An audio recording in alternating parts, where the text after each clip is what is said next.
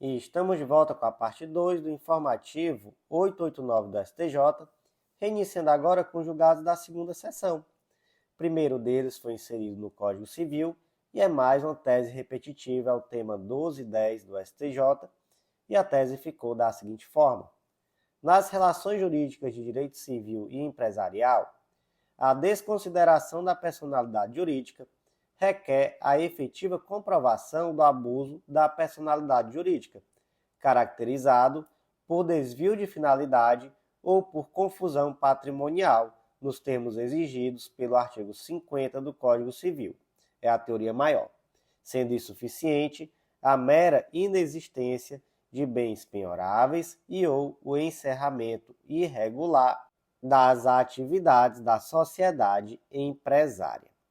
Então, olha só, nós temos aqui um julgado que trata sobre desconsideração da personalidade jurídica, que é o quê? É uma técnica excepcional que permite que naquele episódio, naquela situação, se afaste a autonomia patrimonial de uma pessoa jurídica para atingir bens dos sócios ou administradores.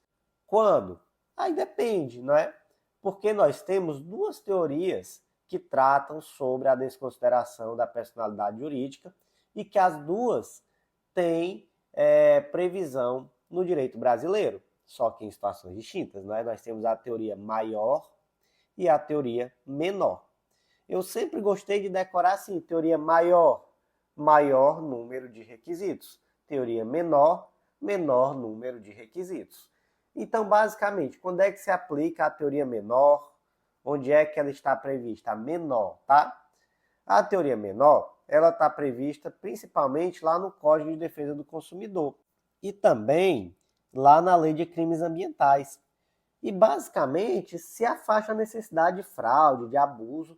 Basicamente, você vai precisar que a personalidade jurídica seja um obstáculo para que esse consumidor, por exemplo, né, no caso do CDC, tenha o dano que lhe foi causado reparado, beleza? Da mesma forma lá no âmbito do direito ambiental, quando de alguma forma essa personalidade jurídica prejudicar a proteção ambiental, beleza? Então assim, né, são menos requisitos, né, a teoria menor. E a teoria maior? A teoria maior é a regra, tá, no direito brasileiro. Ela está prevista lá no artigo 50 do Código Civil e mais ou menos recentemente, né, já não é mais tão recentemente assim, porque o tempo passa muito rápido, mas lá em 2019 nós tivemos algumas alterações, né, com a Lei 13.874, a Lei de Liberdade Econômica, mas essas alterações elas vieram, na verdade, tornar ainda mais rígido esse sistema. Então, a teoria maior ficou maior ainda, né, digamos assim. Agora ela tem maior número ainda de requisitos, não é isso? Então, assim, qual é a regra no direito brasileiro? É a teoria maior, tá? Essa teoria que está lá no artigo 50, que exige abuso da personalidade jurídica, que seja caracterizada pelo desvio de finalidade ou pela confusão patrimonial. O que é desvio de finalidade? A utilização da pessoa jurídica para objetivos que são alheios à finalidade da pessoa jurídica. Então, basicamente, é você usar a pessoa jurídica para uma fraude, para um ato ilícito. Confusão patrimonial é aquela mescla indevida entre o patrimônio social e o patrimônio da pessoa física. Então, por exemplo, é aquela situação que você utiliza a conta da empresa para pagar a conta de luz da sua casa, ou vice-versa, né? Você usa a sua conta da pessoa física para pagar a conta de luz da empresa, não é? E aí podem surgir algumas dúvidas. Por exemplo, encerramento irregular de atividade, isso por si só já possibilita a desconsideração? Não, tá? Não. Por si só isso não possibilita a desconsideração da personalidade jurídica. Outra questão, é necessário a demonstração concreta desse abuso? Sim, tanto antes quanto depois da Lei 13.874 de 2019. E agora a pergunta mais fácil do dia: qual teoria é aplicada nas relações empresariais e relações civis? A teoria menor ou a teoria maior? Teoria maior, maior número de requisitos, tá? Então, o que se aplica, obviamente, nas relações civis e empresariais é o artigo 50 do Código Civil, não é o Código de Defesa do Consumidor. Quem diria, não é? Quem diria? Então, não basta simplesmente que haja ali um obstáculo ao pagamento do débito. É necessário demonstrar efetivamente que houve uma confusão patrimonial ou então que houve um desvio de finalidade. Então, como é que ficou a tese repetitiva, tema 1210 do STJ? Nas relações jurídicas de direito civil e empresarial, a desconsideração da personalidade jurídica requer a efetiva comprovação de dano da personalidade jurídica, caracterizada por desvio de finalidade ou por confusão patrimonial, nos termos exigidos pelo artigo 50 do Código Civil, é a teoria maior, sendo insuficiente a mera inexistência de bens penhoráveis e ou de encerramento irregular das atividades da sociedade empresária. Seguindo em frente, próximo julgado foi inserido na Lei de Falências e Recuperações Judiciais, Lei número 11.101 de 2005, e é mais uma tese repetitiva. Só tem tema repetitivo hoje, né? É o tema 1391 do STJ, tese da seguinte forma: os débitos condominiais, mesmo anteriores ao pedido de recuperação judicial, são créditos extraconcursais, não se submetendo ao juízo da recuperação judicial, podendo ser executado no juízo civil competente. Beleza, bora lá. Primeira coisa, o que são créditos concursais e o que são créditos extraconcursais? Gente, créditos concursais são aqueles créditos que entram no concurso de credores da recuperação judicial. Então, basicamente, vai ser um crédito que vai ser pago de acordo com o plano de recuperação judicial. Então, o que é um crédito extraconcursal? É o contrário, são aqueles créditos que não entram na recuperação judicial. Então, se o seu crédito é extraconcursal, você pode propor sua execução normal, não é, em face da empresa, porque esse crédito não vai passar por uma novação, né? Ele não vai se submeter ao plano de recuperação judicial. Qual o principal exemplo de crédito extraconcursal? Os créditos posteriores ao pedido de recuperação judicial. Esses daí são créditos extraconcursais, eles já não entram no plano de recuperação judicial. Mas já os créditos anteriores, eles em regra se submetem ao plano de recuperação. Então, em regra, eles são créditos concursais. Por que em regra? Porque existe a exceção, tá? Então, por exemplo, me diga aí um crédito que ele, apesar do período, né, sendo anterior, sendo posterior, não importa, ele vai ser extraconcursal? O crédito condominial. Por quê? Dois motivos principais. O primeiro é uma aplicação analógica lá do artigo 84, inciso 3, da Lei 11.101, que esse dispositivo trata sobre falência, mas se aplica aqui por analogia também na recuperação judicial, que trata daqueles créditos que decorrem de despesas necessárias à administração do bem. Tá? Então, no caso, né, o condomínio, né, é de fato uma despesa que é necessária à manutenção daquele bem. Então, por isso, ele entraria como um crédito extraconcursal. Mas também a própria natureza próprio terreno do débito condominial. Porque, veja bem, a obrigação condominial, ela adere à coisa. Então, o próprio imóvel, ele pode ser vendido com a finalidade de quitar esse débito condominial. E até se você vender esse bem imóvel, adivinha o que vai junto? A dívida condominial, ela é ambulatória. Ela segue a coisa. Não é por isso que ela é próprio terreno. Ela é em virtude da coisa. Não é? Então, essa natureza próprio terreno, ela reitera essa natureza extraconcursal do débito condominial, independentemente desse débito ser anterior ou posterior ao pedido de recuperação judicial. Então, como é que ficou a tese repetitiva? Tema 1391. Os débitos condominiais, mesmo anteriores ao pedido de recuperação judicial, serão créditos extraconcursais, não se submetendo ao juízo da recuperação judicial, podendo ser executado no juízo civil competente. Seguindo em frente, próximo julgado foi inserido no Código Civil destaque da seguinte forma: a pretensão de restituição de valores de benefícios previdenciários complementares recebidos por força de tutela provisória posteriormente revogada decorre da própria relação contratual de previdência complementar, não se enquadrando como enriquecimento sem causa, motivo pelo qual deve ser aplicado o prazo prescricional decenal do artigo 205 do Código Civil. Então, vamos imaginar aqui um caso concreto, tá? Imagina que a Helena, ela participa de um plano de previdência complementar. Aí ela ajuiza uma ação contra a entidade, né, administradora do plano de previdência, para obter um determinado benefício suplementar. Beleza. No início do processo, o juiz concede uma tutela provisória, determina que a entidade passe a pagar mensalmente esse benefício. E aí, durante alguns anos, a Helena recebeu o benefício por força dessa tutela liminar. Acontece que, ao final, a ação é julgada improcedente, a tutela provisória é revogada, e aí a decisão definitiva, não é? Ela reconhece que ela não preencheu os requisitos contratuais para efetivamente receber o benefício da forma que ela queria.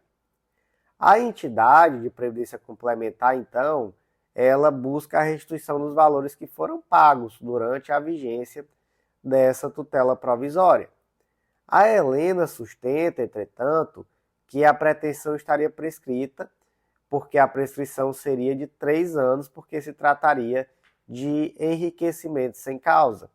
A instituição defende que não seria causa de enriquecimento sem causa, e na falta, né, de um prazo específico, seria a prescrição de 10 anos. E aí quem é que tem razão? Qual é o prazo? O prazo é 10 anos, tá? Nos termos do artigo 205 do Código Civil, e aqui não se trata de enriquecimento sem causa. E por que não é enriquecimento sem causa? Porque, gente, nesse caso concreto, existia um contrato e uma relação jurídica provisória. E esses valores foram pagos a ela em virtude desse contrato, dessa relação jurídica, de uma ordem judicial específica, não é? Que trazia uma tutela provisória. Então não é um enriquecimento sem causa, porque aqui o enriquecimento, digamos assim, ele tem causa. Não é? Depois demonstrou-se, não é, que seria indevido, que ela não preenchia os requisitos, não é? E por isso a tutela liminar foi revogada. Mas com certeza existia uma causa jurídica que fundamentou o pagamento desse valor por um determinado período. Logo, não se aplica o artigo 206, parágrafo 3º, inciso 4, já que não se trata de enriquecimento sem causa, então o prazo prescricional aqui não é trienal, mas sim o prazo geral de 10 anos lá do artigo 205. Então, como é que ficou o destaque? A pretensão de restituição de valores de benefícios previdenciários complementares recebidos por força de tutela provisória posteriormente revogada decorre da própria relação contratual de previdência complementar, não se enquadrando como enriquecimento sem causa, motivo pelo qual deve ser aplicado o prazo prescricional decenal previsto no artigo 205 do Código Civil. O próximo julgado foi inserido no Código Civil, destaque da seguinte forma: a utilização de imóvel em contratos atípicos de curta estadia, em que haja reiterada exploração econômica ou profissionalização do serviço, descaracteriza a sua destinação residencial, devendo haver previsão na convenção do condomínio, aprovada por 2/3 dos condôminos. Então, bora lá, né? Qual era o caso concreto aqui? Era saber se a convenção do condomínio podia proibir, por exemplo, que uma pessoa utilizasse a plataforma do Airbnb para alugar seu apartamento. E, gente, muita gente entendeu errado, tá? Esse julgado, ele deu uma certa repercussão na época, né? Mas, já adianto, muita gente entendeu errado, tá? Por quê? Porque o STJ não disse que a convenção pode proibir, por exemplo, o proprietário da unidade imobiliária de colocar o imóvel dele para alugar no Airbnb, não. Isso daí não foi decidido pela STJ, pelo contrário, a decisão ela é muito clara no sentido de que não é possível a exclusão a priorística de uma determinada plataforma, de uma determinada forma de anúncio, né? Por quê? Porque a plataforma que é utilizada para o anúncio, por si só, não define a natureza jurídica do contrato. Então, não está vedado o Airbnb, por exemplo. Mas, olha só, como a questão aqui é peculiar. Se a convenção do condomínio traz, por exemplo, que o imóvel deve ser utilizado para fins residenciais, que é vedado a utilização para fins comerciais, não é, para fins hoteleiros, etc. Veja bem, no caso concreto específico fique demonstrado que esse imóvel estava sendo utilizado em contratos atípicos de curta estadia, de uma forma realmente profissional, de uma forma muito reiterada, aí sim é possível a vedação. E aí não importa se isso é feito pelo Airbnb, se isso é feito como faziam os incas e astecas, não é? Sei lá, anunciando no jornal. Meu pai, por exemplo, ele tem uma casa de praia até hoje, que ele anunciava no jornal para alugar fim de semana, feriado e por aí vai, né? Mas enfim, então o que ficou proibido não foi a plataforma, mas de fato se considerou que o condomínio pode sim vedar algum tipo de destinação do imóvel em questão que seja incondizente com aquilo que está na convenção do condomínio, porque a convenção do condomínio ela vincula, não é? E a convenção pode trazer que, de fato, aquele imóvel tem que ser estritamente de utilização residencial, e aí, realmente, caso fique evidenciado que há uma exploração reiterada, profissionalizada, que pode efetivamente afetar a segurança e o sossego dos demais condôminos, aí é possível sim essa vedação, não é? Então, assim, proibir o Airbnb, entre aspas, na prática criou uma grave restrição, né, realmente. Então, meio que proibiu, mas o fato é que, se vier na sua prova, por exemplo, dizendo a convenção do condomínio pode proibir a utilização de plataforma de aluguel online, como por exemplo Airbnb, falso, não pode, tá? Não pode. Mas, se ficar comprovado que esse imóvel está sendo utilizado de forma reiterada, em contratos atípicos de curta duração, de forma profissional, seja ou não utilizando plataforma digital, isso sim pode ser proibido, beleza? Então, como é que ficou o destaque? A utilização do imóvel em contratos atípicos de curta estadia, em que haja reiterada exploração econômica ou profissionalização do serviço, descaracteriza a sua destinação residencial, devendo haver previsão na convenção do condomínio, aprovada por 2/3 dos condôminos. Seguindo em frente, próximo julgado foi inserido na Lei dos Planos de Saúde, Lei nº 9656 de 98, destaque da seguinte forma: as resoluções normativas da ANS de número 539 e 541 de 2022, bem como a Lei 14.454 de 2022, incidem aos tratamentos iniciados após o início da sua vigência, vedada a incidência retroativa.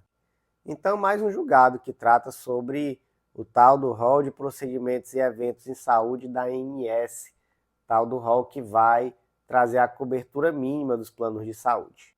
E aí vem aquele debate histórico, né? Esse rol é de natureza taxativa, não é exemplificativa, não é taxatividade mitigada, exemplificatividade mitigada, não é nada disso, é uma referência básica, enfim. Não é aquele debate interminável, mas que parece que agora terminou com a Lei 14.454 de 2022, que trouxe essa questão da referência básica, trouxe quais são os critérios para permitir a cobertura de tratamentos ou exames que não estão incluídos no rol da ANS. E traz, né, exatamente que se trata de uma referência básica esse rol da ANS, beleza?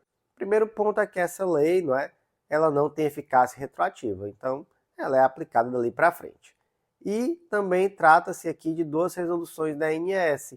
A resolução 539 de 2022, que ampliou a cobertura relativa aos transtornos globais de desenvolvimento, e a resolução 541 de 2022, que eliminou o limite de consulta e sessão com determinadas categorias profissionais.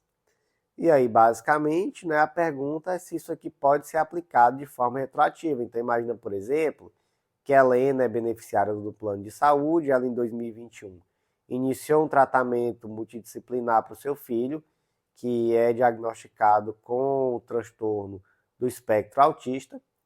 O médico assistente, então, indicou terapias específicas com frequência elevada e a operadora, à época, recusou parte do tratamento, com base nas regras que então estavam vigentes no rol da ANS.